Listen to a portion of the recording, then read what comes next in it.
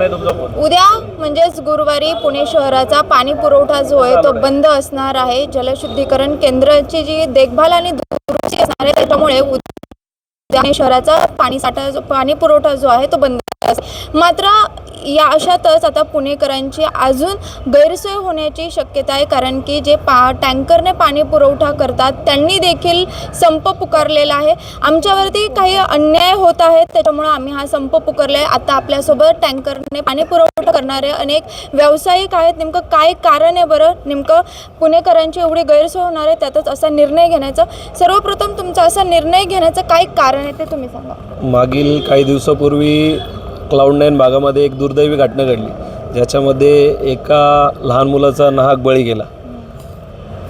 ती दुर्दैवी घटना झाल्यानंतर त्याचं समर्थन आमच्यापैकी कोणीही केलं नाही. आमच्यापैकी एका टँकर चालकांना त्यांनी टँकर चालक मालकांना अटक केली, जे योग्य आहे ते झालं. त्याच्यानंतर कॅन्डल मोर्चा निघाला. कॅन्डल मोर्चामध्ये आम्हाला माफिया टॅग आला, जनक्षोभ होता, आम्ही मान्य केलं ते. त्याच्यानंतर एक कोणीतरी लोकप्रतिनिधी आले, त्यांनी तिथं टँकरची अडवणूक करून टँकर माफिया आपको बताता हूं, त्यांची जी भाषा होती ती एकदम म्हणजे गुन्हेगारा टाईप होती. अशा प्रकारे आम्हाला टँकर माफिया म्हणून टॅग दिला जातो.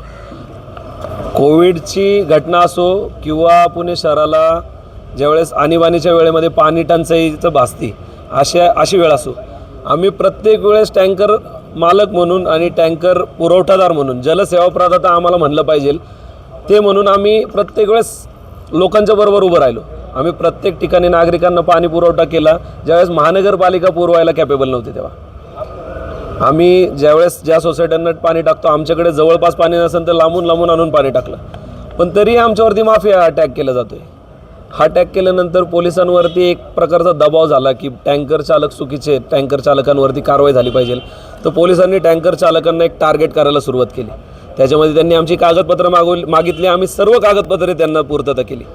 मागील काही दिवसापासून RTOचं पासिंग बंद आहे. RTOचं पासिंग बंद असल्याने आमच्या काही गाड्याही बंद आहेत. त्यातल्या काही गाड्या पोलिसांनी जर 2 मिनिटाच्या अंतरावर निघल्या, पेपर क्लिअर असताना पकडून नेलेले आहेत. त्याच्यानंतर त्या सगळ्या गोष्टींची पूर्तता केल्यानंतर पोलिसांनी क्लीनर हा विषय आणला. कायद्यानुसार जर त्याची गरज आहे तर योग्य आहे, पण आम्ही त्याच्यासाठी मुदत मागत होतो.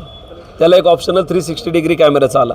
तो 360 डिग्री कॅमेराचा आज आम्ही मार्केटमध्ये कुठेही चौकशी केली, कुठेही नाही आहे. टँकरला लावल्यानंतर त्याच्यावरती पाणी सांडल्यानंतर तो कॅमेरा बंद पडणार आहे. मग त्याची गरज काय? मग ड्रायव्हरनी टँकर एवढा मोठा 10,000 लिटरचा 10 टनाची गाडी ओढत नेताना ड्रायव्हरनी कॅमेऱ्यामध्ये बघायचं का समोर बघायचं, आणि पोलिसांनी हा असा जाचक नियम लावलेला आहे. तो नियम लावला तोही आम्हाला एक्सेप्ट आहे, पण त्याच्यासाठी आम्ही मुदत मागत होतो. आज मनोज पाटील साहेबांना आम्ही भेटलो, ते म्हणले आम्हाला 4 दिवस लागतील. आम्ही त्यांना म्हटलं की तुम्ही तात्पुरते आम्हाला त्यातनं मुभा द्या, आम्ही टँकर चालू करतो आणि 1500 रुपये फाईन आम्हाला बसणार नाही, मग आम्ही सोसायट्यांना पाणी पुरवू शकतो. पण प्रत्येक ट्रिपला बाहेर निघाल्यानंतर 1500 रुपये फाईन पडतो. आमची जर रेट 600 रुपयाचा आहे, त्याच्यामध्ये 400-450 रुपये खर्च आहे. 100-150 राहणार असतील तर ते 600 रुपये प्लस वरचे अजून 900 रुपये असे टाकून जर पोलिसांनाच फाईन द्यायचं तर आम्ही टँकर बंद ठेवलेले आम्हाला परवडतात. त्याच्यामुळे हा संप आहे.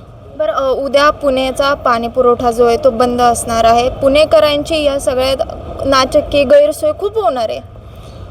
आम्हाला कोणाची नाचक्की किंवा गैरसोय करायची नाही. आम्ही टँकर माफिया नाही, आम्ही जलसेवा प्रदाताच आहे.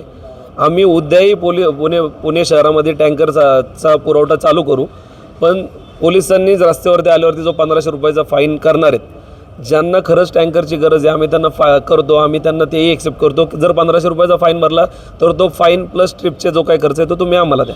हा नाहक दंड प्रशासनाच्या चुकीमुळे तो पडणार आहे सामान्य नागरिकावरतीच. तो आम्हाला करायचा नाही. तो सामान्य नागरिकाला गेल्यावरती तिथेही नाही परत आम्हाला टँकर माफिया अटॅक येणार आहे. त्याच्यामुळे ते करण्यापेक्षा आम्ही टँकर बंद करणं प्रेफर करतो. तुमच्यासोबत अजून किती पुण्यातील टँकर जे आहे ते टँकर व्यावसायिक सोबत आहेत? साधारणतः पुण्यातले 315 ते 320 टँकर व्यावसायिक आमच्याबरोबर आहेत. आणि किती दिवस तुमचा हा संप असणार आहे अजून? जोपर्यंत आमच्या मागण्या मान्य होत नाही. आम्ही सरळ त्यांना त्यांच्या अटी सगळ्या मान्य करतोय, पण त्याच्यासाठी आम्हाला मुभा द्यावी अशी आम्ही त्यांना रिक्वेस्ट केलेली. जेव्हा आमच्या मागण्या मान्य होतील, 1500 रुपये फाईन पडायचं बंद होईल, आम्ही तात्काळ टँकर चालू करू. बरं, मग तुम्हाला असं नाही वाटत का की हे जी कारवाई जी आहे ती सध्या प्रशासनाकडून करण्यात येते? कारण की अनेक अशा घटना ज्या आहेत त्या बऱ्याच टँकर जे व्यावसायिक आहेत त्यांच्याकडून घडून गेलेल्या आहेत, त्याच्यामुळे असा कठोर निर्णय घेतला जातोय. मग तुम्ही असा निर्णय घेतला तर मग कोणती कारवाई करायचीच नाही का तुमच्या? नाही, नक्कीच कारवाई करा. मी प्रत्येक वेळेस सांगत आलेलो आहे की आम्ही टँकरवाले चुकतोय, त्याच्यानी जर कुणाचा जीवाचा बळी जाणार असेल तर आमच्यावरती कारवाई करा. पाण्यापेक्षाही अमूल्य काय असेल तर जीवन आहे.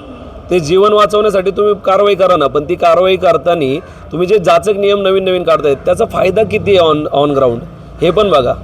मी मागाशी आकडेवारी सांगितली, पुणे शहरामध्ये मागील 2024ला किती ॲक्सिडेंट झाले, 25ला किती ॲक्सिडेंट झाले, त्याच्यातले टँकरने किती झाले होते, टू व्हीलरने किती झाले होते, याची आकडेवारी तपासा ना. मग ह्या सगळ्या गाड्यांनी जर ॲक्सिडेंट झालेले तर ह्या सगळ्या गाड्यांवरती कारवाई करणार का? नवले ब्रिज जो आहे तिथं दर दिवसाला ॲक्सिडेंट होतो. मग नवले ब्रिज आत्तापर्यंत मुख्यमंत्री देवेंद्र फडणवीसांनी GR काढून तो पाडण्याची सूचना दिल्यात, तरी तो तिथंच तसाच आहे. या गोष्टी तुम्ही करू शकत नाही. मग तुम्ही जर पाणी पुरवठादारांनाच तुम्ही जर टार्गेट करणार असेल तर आम्हाला जाणून बुजून केलं जातं. का बरं?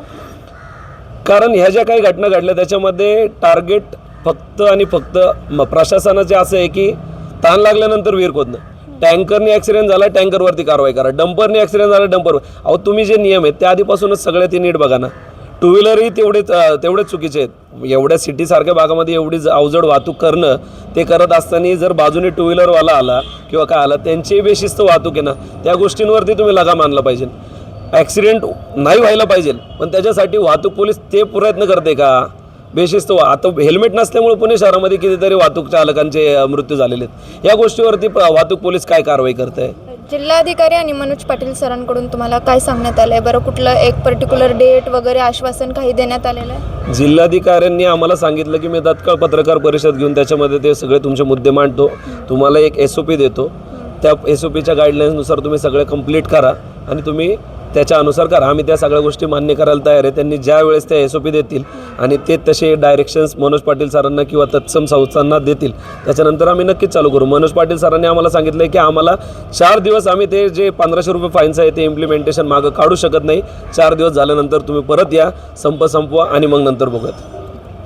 नक्कीच आपण बघू शकतो की उद्या पुण्याचा पाणी पुरवठा बंद असणार आहे. तत्पूर्वीच कालपासून टँकर व्यावसायिकांनी संप पुकारलेला आहे. मात्र या सगळ्यात आता नागरिकांची गैरसोय होणार आहे एवढं मात्र नक्की. मात्र दुसरीकडे या टँकर व्यावसायिकांचं म्हणणं आहे की 1500 रुपयाचा आम्हाला जो अतिरिक्त फाईन पडतोय तर तुम्ही मागे या, आम्ही दुसऱ्या क्षणाला जो आहे तो आमचा पाणी पुरवठा जो आहे तो सुरळीत करू. त्याच्यामुळे आता जिल्हाधिकारी मनोज पाटील सर या सगळ्यावरती नेमकं काय निर्णय घेतात हे पाहणं महत्त्वाचं असेल. शिवानी लकडे, टाइम्स ऑफ महाराष्ट्र, पुणे.